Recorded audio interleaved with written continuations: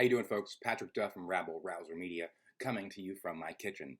Well, here we are on lockdown day number, I don't know, but yesterday we had a story come out across the Twitterverse by, I saw Tariq Nasheed post it, so I looked it up and I sent it to one of my friends, and she lost her damn mind on me. You need to fact check. This is the same guy that said black people don't get COVID. I'm like, okay, great.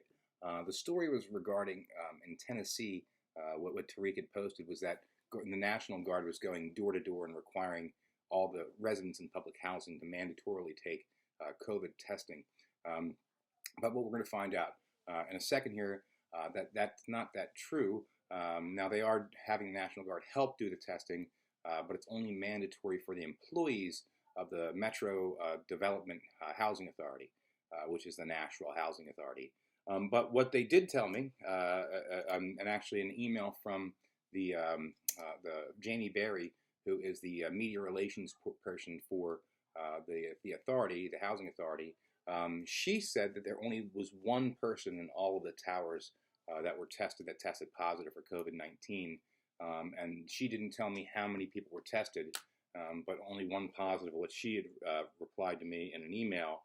And then we have a video that you're going to see right now of a gentleman from the housing authority named James Harbison, who's the head of the housing authority, who's going to let us know, really what the testing is happening. And what he says, which is interesting, is that the tests are extraordinarily low in the sense of how many positives they're getting. So that's maybe a good thing. I don't know, but let's take a look and see what he says. Councilmember Sharon Hurt and former Councilmember Jerry Maynard for being superb in helping us coordinate this with Nashville General. And a big shout out to Joe Webb and Dr. Hall. We started now a month ago testing at our towers. Now we can offer tests, we can't require tests. So we're running about 40% roughly of our residents are accepting the offer. Our positives have been extraordinarily low. We were up to, I think, 5 now. Positives across all the towers.